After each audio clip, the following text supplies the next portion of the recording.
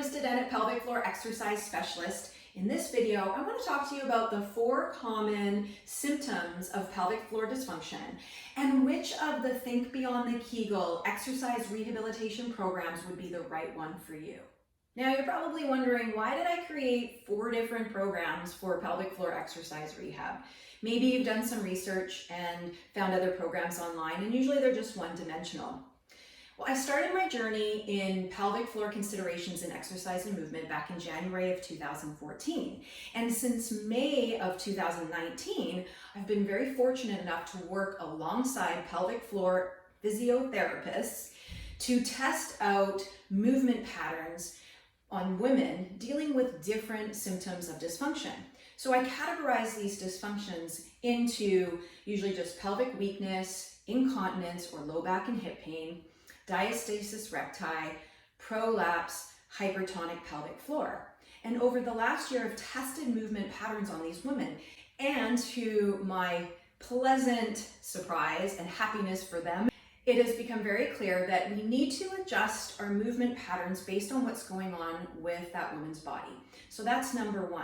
Number 2, helping them understand about that specific dysfunction. And that's something that I wanted to help women with as well, is understanding what's going on with their body. Because the journey isn't always what a program length is. That is the start of understanding, the start of reconnecting to the pelvic floor in movement.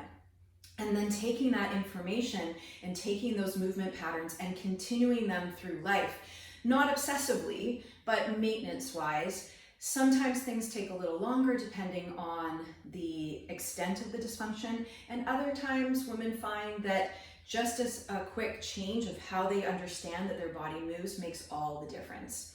I wanted to make sure that you have this information as well, and all 4 of my programs include that educational piece for this specific dysfunction. Okay, let me dive into the 4 different programs so you can make sure that you're making the right decision and the best fit for what's going on with your body. So I categorize the 4 programs into general pelvic floor weakness, incontinence, low back and hip pain, diastasis recti, prolapse, and hypertonic pelvic floor. So let's start with the general pelvic weakness, low back pain and hip pain, and incontinence. Typically your symptoms are, for example, no symptoms at all. That can often happen where we have no symptoms but weakness is ongoing, because as we age, hormonal changes the integrity of our muscles, specifically our pelvic floor. So this is a good program if you have no symptoms at all, but you want to learn how to connect to your pelvic floor and your inner core in movement, either day-to-day functional movement or in exercise. You may be experiencing incontinence. There's 2 general incontinence. There's stress urinary incontinence and urge incontinence. Stress urinary incontinence is where we have a sudden leaking when we do something quick, like a quick jump or a quick step or a cough or a sneeze. It's any kind of leaking that happens uncontrollably and suddenly. Urge incontinence is where as soon as you feel the need to go, you can't hold it. So you can have one or the other or a combination of the 2. And then finally, low back and hip pain is probably one of the most surprising things for women to realize, that it is connected to weakness of our inner core, which includes our pelvic floor. So if those are the only symptoms that you are experiencing, the general pelvic floor exercise rehabilitation program is the right fit for you. Next, let's talk about diastasis recti. That is such a hot topic. Even the women that come in to see me, both online and in the clinic, they're always talking about their separation. I was told I have a separation. Well, I want every woman to understand this. The term diastasis recti means abdominal separation. And so anyone that has had a baby has abdominal separation.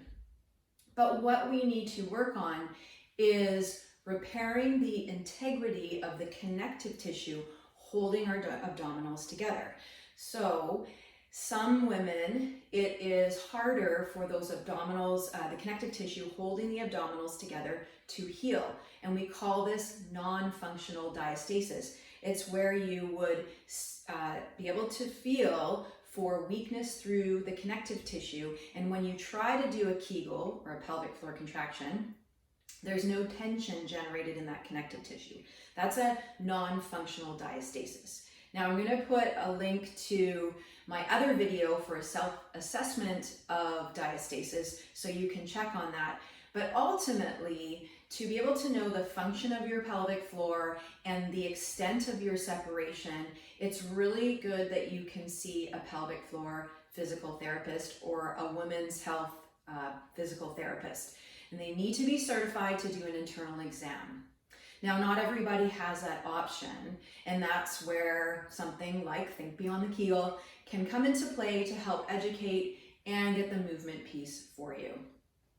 So with respect to the program for exercise rehabilitation, if you have a non-functional diastasis, the movement patterns that I choose to help heal that diastasis, to improve the integrity of the connective tissue, are different from, say, a general pelvic floor weakness program. Okay, let's talk about prolapse. Prolapse is where the pelvic organs are pressing into the vaginal walls and descending out of the introitus, the vaginal entry. There are different stages or grades of a prolapse and different types of prolapse. There's bladder prolapse known as cystocele. There's rectal prolapse known as rectocele. You can have a uterine prolapse. You can have a prolapse of the vaginal vault if you've had a hysterectomy. You could have the urethra bulging into the vaginal wall. So there's all different ways that we can experience a prolapse. Prolapse can be asymptomatic. So that's why it's also a good idea to have a check-up with a pelvic floor physical therapist to find out if there is a prolapse that exists. If so, is there any cause for concern? How are we going to help maintain or reverse the prolapse? The other thing to consider is symptoms related to a prolapse. So if you are not feeling, say, the common pressure on the pelvic floor, but you have painful intercourse, it could mean one of two things. It could mean there's a prolapse or a hypertonic pelvic floor, which I'll get into. But ultimately, at the end of the day, seeing a pelvic floor physical therapist to help you with that is important. Now, if you do have the feeling of pressure, the feeling of pain on intercourse, then we could see that there's a bit more of an advanced stage prolapse. So again, the particular movements that I select for a prolapse are different from having diastasis or having general pelvic floor weakness. But let's talk about if you have diastasis recti and prolapse. Then my recommendation is to go with the prolapse program because it does cover the ability to help reconnect or improve the integrity of the connective tissue of the abdominals in a safe way for somebody who has non-functional diastasis. And chances are, if you have weakness of the connective tissue, it makes sense that also now we're dealing with a prolapse. You can also have back pain and hip pain when you have a non-functional diastasis. So if you're having that symptom and you know you have a diastasis or you know you have a prolapse, then you kind of want to look at it in that order. So you have back pain, you have abdominal separation that's non-functional, and you have a prolapse. Prolapse program for you will help address the most important part that we need to deal with. At the same time, it works on improving the integrity of the connective tissue and helps address the back pain and hip pain. The same holds true for incontinence. You can have incontinence with diastasis recti.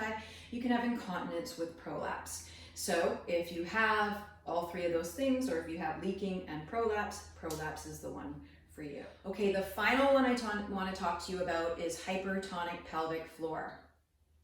Hypertonic pelvic floor is when the pelvic floor muscles are in a chronic tense state and they're unable to relax. Often we don't know that that is happening. So again, seeing a pelvic floor physical therapist is the best way to diagnose the hypertonicity of the pelvic floor muscle.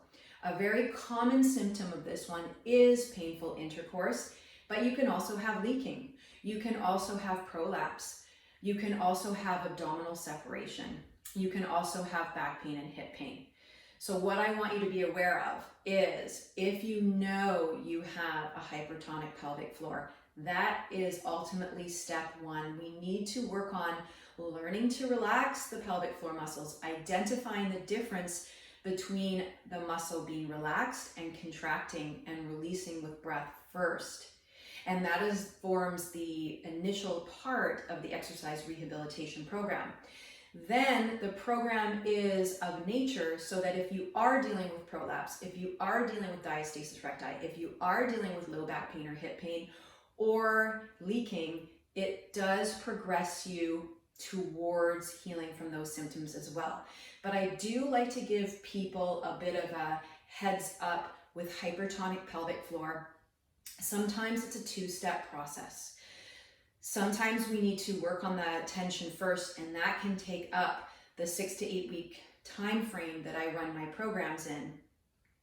And then you need to work on further addressing the other symptoms. The other thing I like to let women know is we start working on the hypertonicity and relaxing the muscle. That can increase the sensitivity to the symptoms of prolapse and potentially have the onset of leaking if it wasn't already there. And that often makes women a little more fearful. So I just want you to know that that is what can often happen as we learn to get these muscles to relax, so then we can retrain them accordingly. Tense muscles don't mean strong muscles. They mean they're holding on for dear life. When we let them go, chances are they're weak, so we need to rebuild up that strength. Okay, so I hope that that information was helpful in making a decision on which of the 4 Think Beyond the Kegel exercise rehabilitation programs are the right one for you. I realize that this is a very important decision for you because chances are you've been living with these symptoms for quite some time. You may have been told that it's your new normal and you have to get used to that. And I want you to know that from experience with working with countless women over the last 6+ years, that is absolutely not the case. And I can't tell you how many times I have been filled with joy over the last 6 years as I see women who come in to see me kind of slumped over and saddened by what's going on with their body, only to leave with hope, and then working through the process, and then their spirits soar when they realize they no longer have to live with these life-altering situations and symptoms with their body. Thank you for watching, everyone. I hope this information was helpful. For more information about my Think Beyond the Kegel programs, be sure to check out my website. And I also have created a video to let you know the equipment I like to use. I keep it as basic as possible for these programs. All right, thanks for watching. We'll see you again soon.